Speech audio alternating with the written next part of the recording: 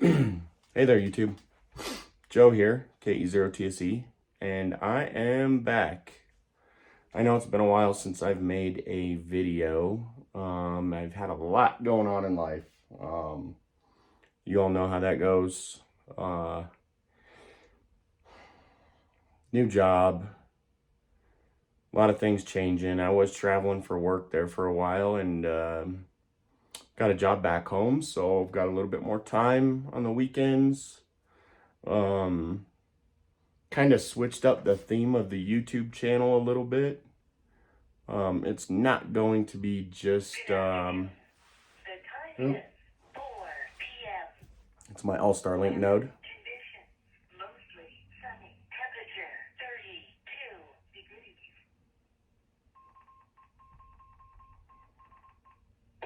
All right. Switched up the theme of the YouTube channel just a little bit. I didn't want to be just geared towards ham radio. There's already enough of those channels out there. A lot of those guys are very knowledgeable, and they go, half the time these guys, they've got so many subscribers and viewers and all that good stuff that, by the time I can get to doing a review on a radio and my thoughts on a radio, these guys have already done it. Because people like Redivis are sending them the radios to do a review on.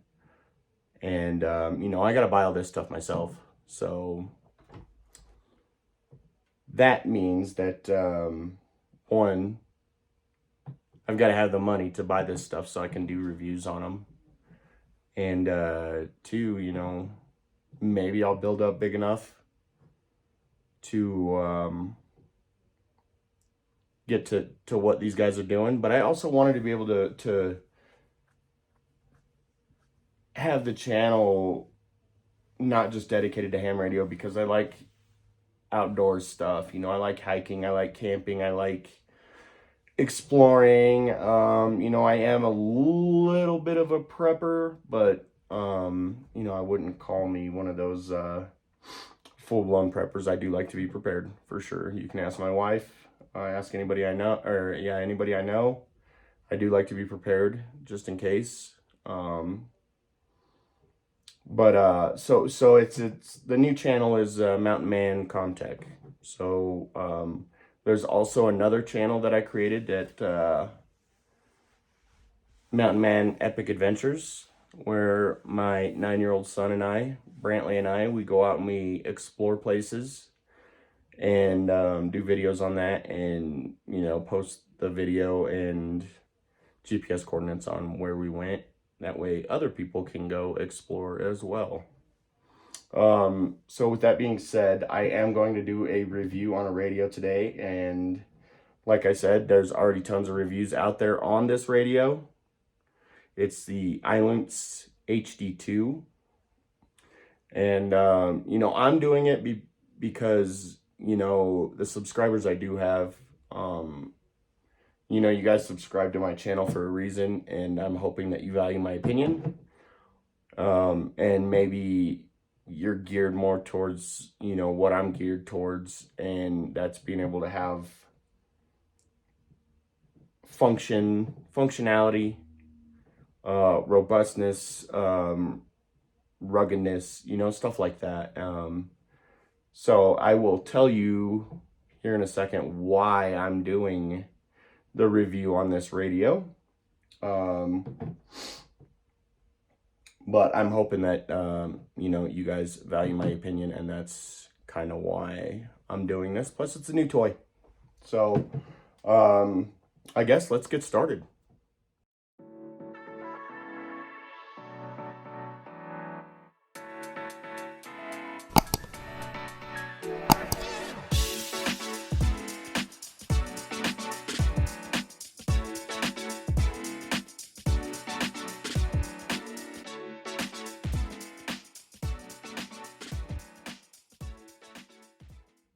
All right, so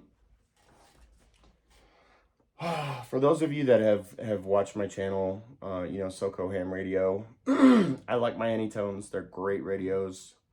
You know, I love Bridgecom. They're fantastic people.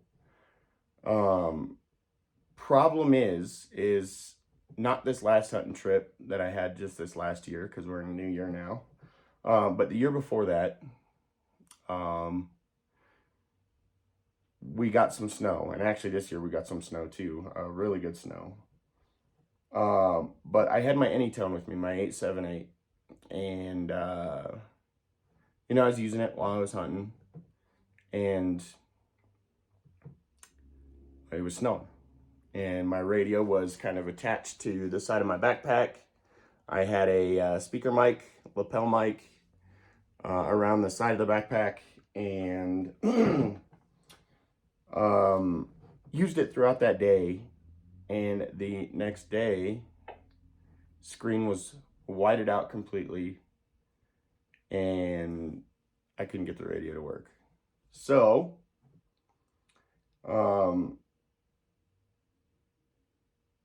ended up taking it apart. I took the battery out because I was assuming that it had gotten some water damage. My assumptions were right. When I got home from my hunting trip, well, let me back up. You know, assuming that I took the battery out and left the battery out, so a whole bunch of corrosion wouldn't build up and I wouldn't have ruined the circuitry inside. So left the battery out. When I got home from my hunting trip, I took the radio apart, and lo and behold, it had moisture in it. It also had corrosion in it. A lot of corrosion was built up on some connectors, the connector that goes to the screen, that ribbon cable, and some corrosion on the board. So I had to do a pretty thorough clean on all of that. Got the radio working again. It was just fine. But my problem is I like something that's going to be, you know, for the most part, waterproof, dustproof, all that good stuff. So for those of you that have seen my videos, you know that I had the HD1 at one point in time. I like the radio. You know, obviously every radio is going to have its quirks.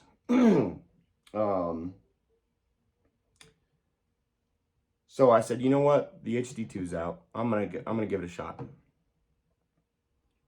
I actually, and you know, I loved the HD1, you know, minus the quirks that it had.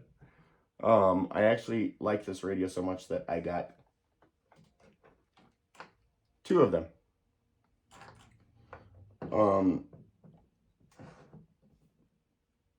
And I also got another radio, the BTEC UV Pro. It's also waterproof, dustproof, all that good stuff. I'm using it for APRS only right now, which is actually pretty cool, and I'm going to do another video on that here soon.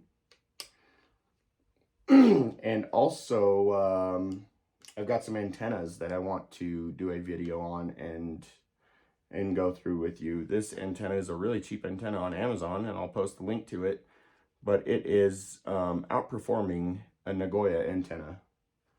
I'm actually sending the Nagoya antenna back because that's how horrible I think the antenna is. So, anyways, let's get into some things that I like about this radio. You know, one, it's rugged. This radio, I mean, I know that I can drop this radio. Actually, I have dropped it. I can't remember what I was doing. I think I was taking stuff out to my truck, and this was clipped to my pocket. And, you know, I pulled my backpack around to throw it in the passenger seat of my truck, and one of the straps on my backpack caught the radio, and obviously there goes the radio. But I didn't really cringe about it. You know, I knew it was going to hold up. So the ruggedness of these radios is a very, very important thing to me. It's a key point. Waterproof. They claim to be waterproof, and I've seen other videos where people have tested them. They've put them in creeks and submerged them in water, and they continue to work and don't have any issues. So I feel that there's really no need for me to test it. There's other videos out there if you want to just search for that. Plus, like I said, I pay for all my radios. I don't get them sent to me to review. So I'd rather not take the chance just in case. With every manufacturing process, there's always that one radio or device or vehicle that something gets missed or not tightened down all the way or whatever, you know, which is why they have QA, QC processes. And there's always that chance. So I'm not a big risk taker like I used to be in my younger years. So waterproof, dustproof. The version I got has GPS. One of the differences between this and the HD1 is they're just a little bit shorter, which is, I mean, it really doesn't affect me at all. I kind of like the bigger radios because I have pretty big hands, so they fit good in my hands. Plus, when the radio's on my side, it's got a little bit of weight to it, so I know that it's there. It says these radios are 5 watts. The excuse me, user manual says that the max power is 5 watts. I will tell you right now, I just did a test on this yesterday morning. Let me pull up my nifty spreadsheet here. And with this antenna, which is, by the way, and I'll hold this up to the screen. I don't know how to say that, but it's HYSHIKRA. Walkie-talkie antenna F8HP. And then it just says Kenwood two-way radio. It's a dual band antenna. Picked it up off of Amazon. There you go. I love it. I love this antenna. I really do. So what I got when I was testing it, SWR or VSWR was at 2.23 for VHF. The output power was 12.3 watts. For UHF, the VSWR was 2.64. And the output watts on UHF were 7.73. So 5 watts. It's over that. So you're getting a little more bang for your buck, I feel. And this antenna, the SWR, was phenomenal. The Nagoya, let's compare it to the Nagoya real quick. The Nagoya SWR, VSWR on VHF was 4.64. My max power was 4.25 watts. My VSWR on UHF was 6.32. And my UHF output power was about the same. It was in the 7 watt range on UHF. So it was actually 7.16. Dummy load, obviously VSWR is not really going to matter. But on the dummy load for this radio, for output power on VHF, I got 9.3 watts. And for UHF, I got 9.4 watts. So on high power, this thing is putting out well over 5 watts. I know there was some discussion and complaints about disperse emissions with this radio. I do not have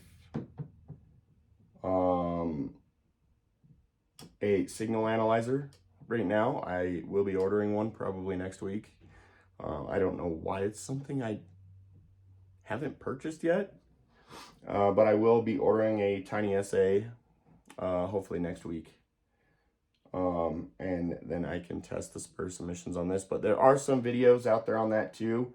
And from what I'm seeing is they have fixed the disperse emissions issue with this radio. And I don't know if it was firmware updates or new versions or whatnot. But from what I'm seeing and hearing, they did remedy that. Or at least yeah, remedied it for the most part. All right, so moving on. It's got Bluetooth, and it comes with a little Bluetooth headset. I don't use this thing. I tried it out, and I don't like it. The audio quality out of this little earpiece is horrible. And it's really uncomfortable to wear. But the audio quality, excuse me, is kind of makes me want to barf, so to speak. It is cool that Retevis senses out with the device, because it's Bluetooth. I do like to utilize Bluetooth while I have my handheld in the truck with me, especially my work truck. One, because we have a strict no device policy while we're driving, and I still like to listen. And so what I did was I bought a $40 pair of these bone conductor headphones, so that way I can still hear what's going on around me, but I can hear my radio too. These connect just fine. I had full QSOs last night. I was on TGIF, and I was talking to people, and my reports were great. And these pair right up perfectly and connect. Every time you turn on the radio and you have these on, they connect. So I will also post a link to these bad boys in the video description. So Bluetooth works great. I think it says, the radio's got Bluetooth 5.0, something like that. The range is actually phenomenal when it comes to Bluetooth. I can actually be in my shack / bedroom right now, and I can be across our apartment in the kitchen and still be able to hear the transmissions coming through my radio. They still have the typical port like the HD1 had for programming and such.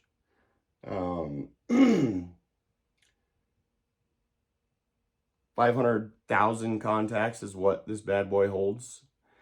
The only thing, so it does have GPS, and it will send, if you program it to do so, it will send your location to other radios.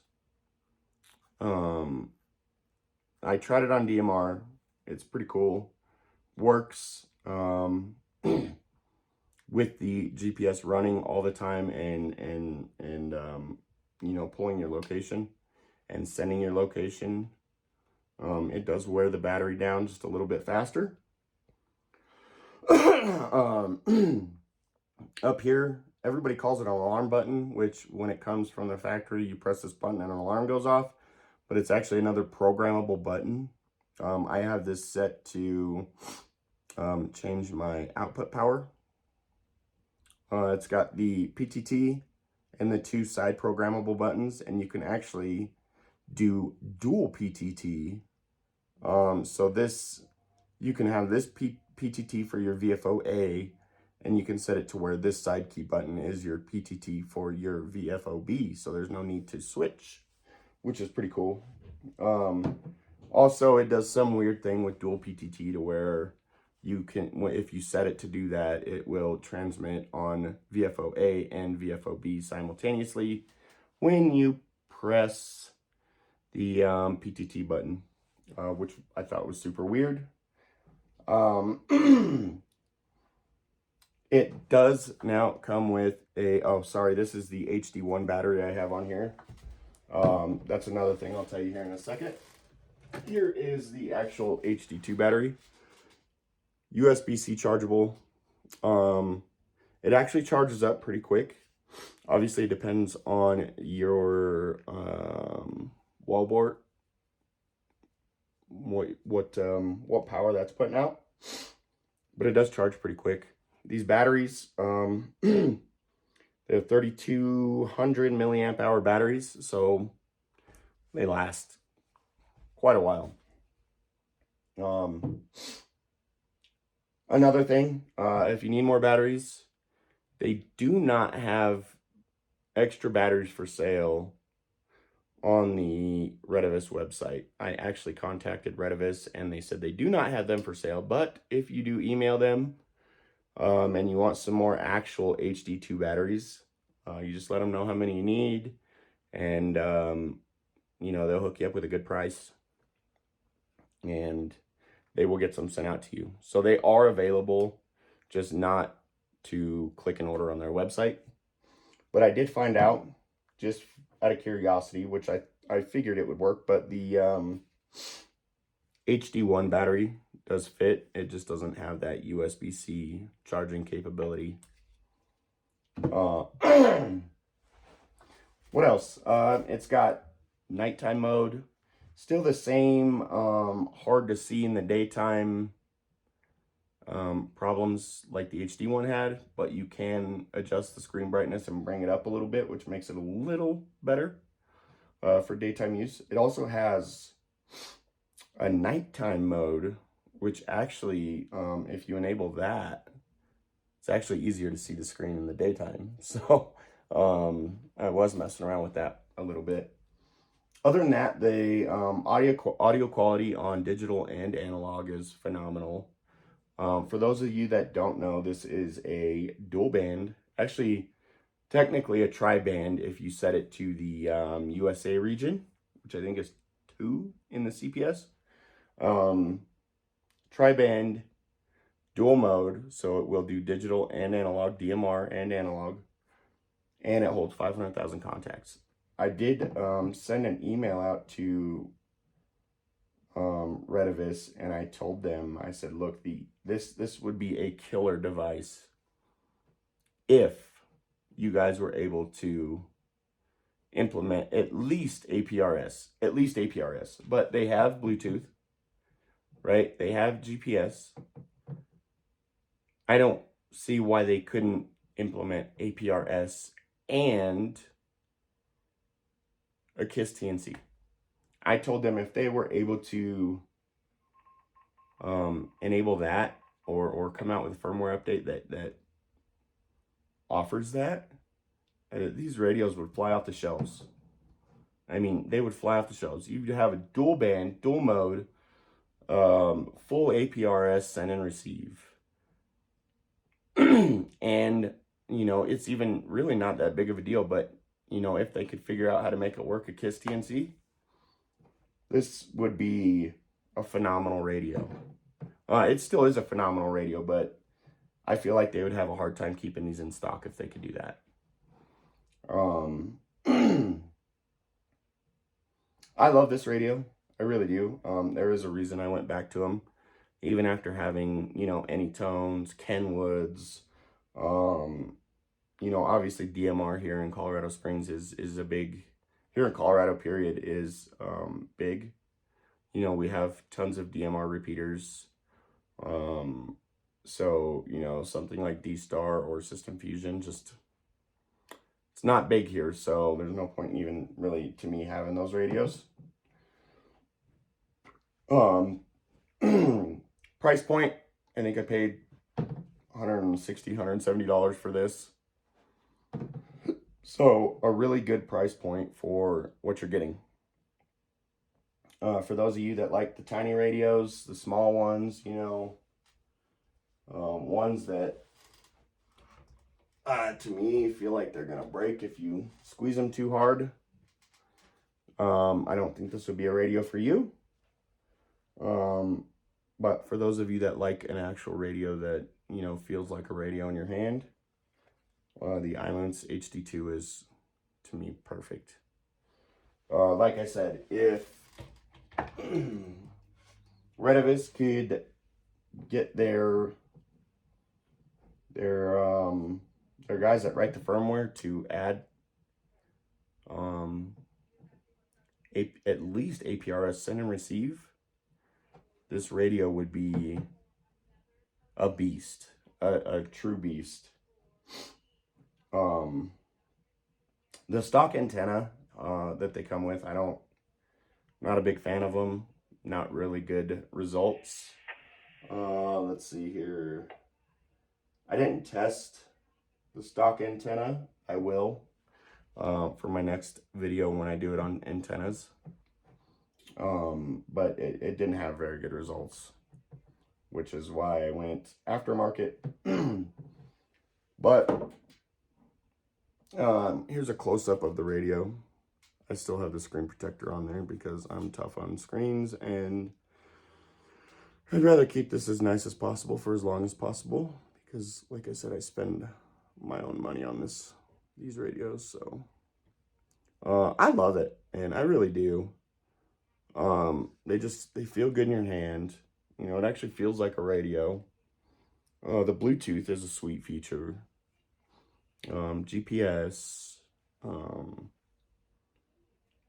You know, it will send APRS through, you know, like Brandmeister through your hotspot and stuff like that.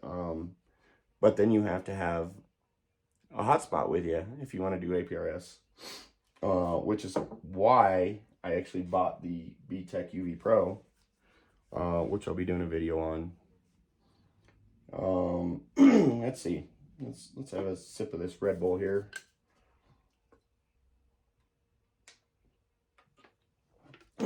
Maybe I can get Red Bull to send me drinks to review. I drink plenty of them. I can't think of anything else. It's a lot like the HD1. Definitely you can tell that they took some time to focus on some upgrades. And like I said, there's a reason I went back to this radio, or this, you know, the HD2. There's a reason I went back to the Islands. Let's just say that. You can't beat the, you know, the waterproof, dustproof. And like I said, if they had the full APRS features, I mean, I'd put it up against an Anytone. I know you Anytone fanatics out there are gonna bash me, but I've had Anytones. You know, I love Anytones, don't get me wrong. But where Anytone goes wrong is they're not waterproof and dustproof. You know, so you want to go hiking, you want to go camping, use your radio for things other than just sitting in your shack all day. You're taking that risk on exposure to the elements. And I did that, and I can tell you right now that had I not known what was going on, that radio would have been toast. So just being able to have that comfort and knowing that my radio is going to stand up against, you know, rain, snow, maybe being dropped in a, you know, a creek that I'm trying to cross or whatever, and still hold up is important to me. And I think that's a big selling point for this radio. Not to mention, like, you know, it gets really good. I've gotten really good reports on my audio quality and, you know, the output power. You know, they're claiming 5 watts and it's actually doing more than that. So that's a bonus in my book. Other than that, I mean, a lot of the same features. I can do a quick scroll through the menu. You've got your main settings, you know, squelch, save, which I'm assuming is, you know, if you want to save a channel. A-B time, I don't quite know what that is. I haven't really messed with that. Double PTT. You have your Bluetooth to turn it off or on. BT rebind, which is kind of like just putting it into pairing mode. Voice, I don't like the voice announcements for everything. Zone name, Vox delay, mic gain, hang up, TX channel, key define, backlight, brightness.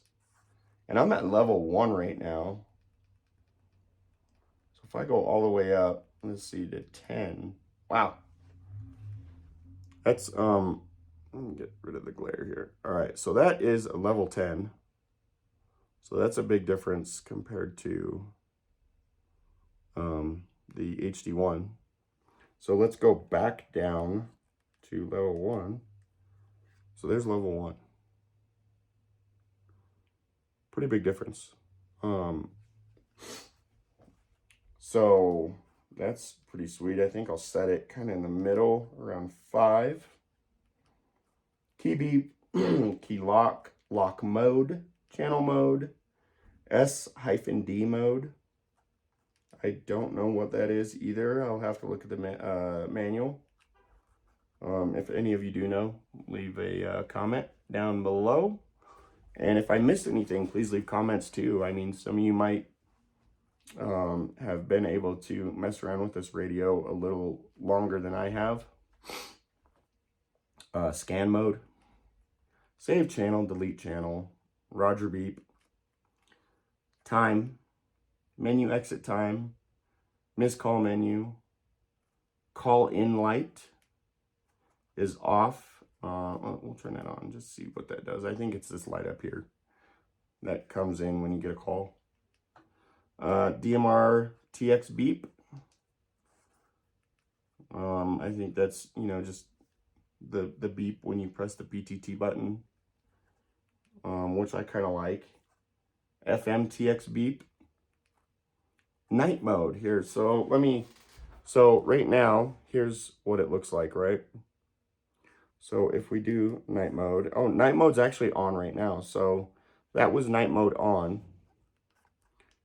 Night mode off is the typical, like your HD1. Everything is white background or light background and black letters. So I like to leave night mode on because of the contrast. You've got the black background or dark background and the white letters, which make it a little easier to see in my opinion. Noise tail, and that is it. You have your typical band A, band B set, which is where you select your zones. Call log, contacts, radio ID, FM radio, GPS. I don't have a satellite lock at the moment, so I'm inside, and I will tell you right now that our apartment complex is like a Faraday cage. It's a stucco building, old. So that being said, this radio is making it out to the repeaters, and it's doing just fine. So, excuse me, I'm getting over a cold, a really nasty one actually. It's getting out to the repeaters just fine. So that says a lot as well. Version, you can check your version. I think I have the latest right now. Yeah.